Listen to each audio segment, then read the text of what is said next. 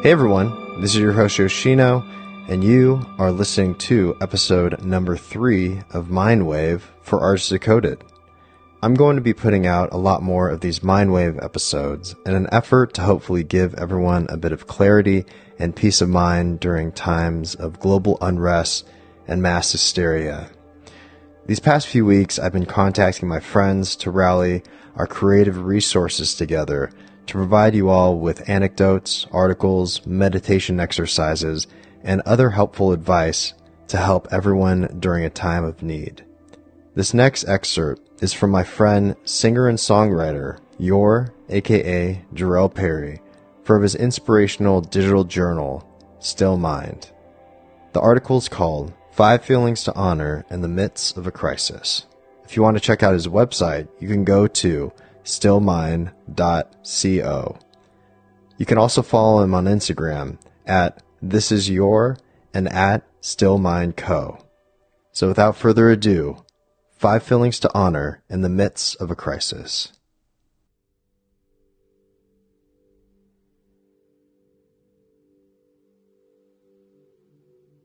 If you're hearing this in April 2020, you're likely in the middle of a severe global crisis.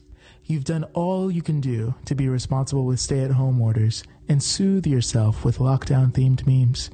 But the patience and positivity are wearing thin. Netflix doesn't hit like it used to. The comfort of home cooking has plateaued, and the local Zoom parties have lost their luster. When insecurities abound, like, how safe is safe enough?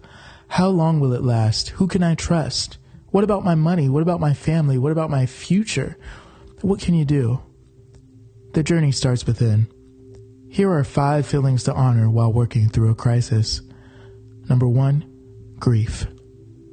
It's important to acknowledge the emotional processing that needs to happen in times like these.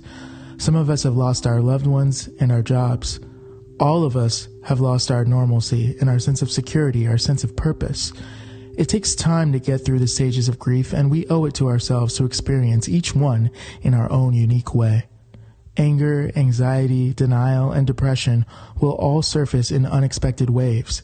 Accept them as they come, and take care before unconsciously moving on to the next. Number 2, grace. In acknowledgement of our grieving, we get to take a step towards forgiveness. Let grace replace the guilt you feel from not completing a typical routine, not creating your next masterpiece, or not contributing enough to the world around you. After all, sheltering in place is a condition of emergency, not a creative retreat. The psychological effects are real. Your number 1 job now is self-preservation, whatever that looks like for you. When the self-care tips fall flat, try something else until you feel good again. New, healthier patterns will emerge when you allow the space. Number 3, grounding. A situation like this with all of its uncertainty is jarring. It will take some time to find your footing, especially when you've lost the purpose that comes from your usual flow. Do what you can now to nourish your physical being. Rest. Eat well, sleep well. Go for socially distanced nature walks whenever possible and safe. Turning your head up to the sky and letting the sun hit you in the eyelids is essential. I've learned that by paring down, by force or by choice, I get to realign with what's important to me. I'm getting reacquainted with the words, the art, the music, and the hobbies that truly resonate. I'm talking to friends and family. We're naming and reframing our fears together. It's a beautiful thing. Number 4, gratitude. I've dedicated my downtime as an ode to all the things I took for granted. Things like physical health and the freedom to move about. Things like going to a store knowing that they'd have what I needed. Things like visiting my grandmother in assisted living, hugging my mom, dinner with friends, shaking hands. I'm grateful to have had these experiences before and hopeful for the day they return. There's a more existential side to this too.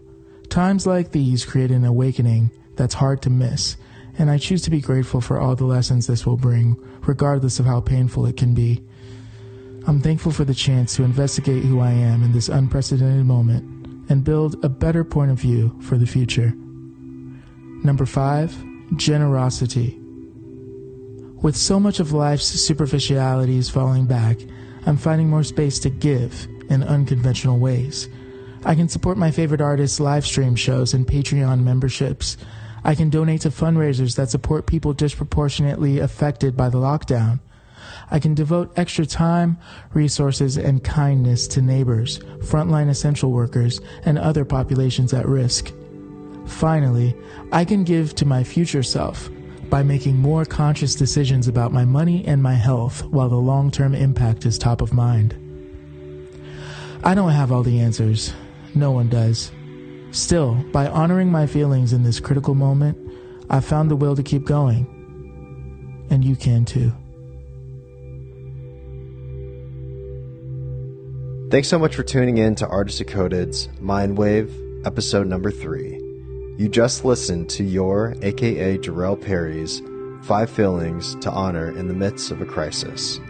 Music by Justin Dosher Hopkins. Tune in next time.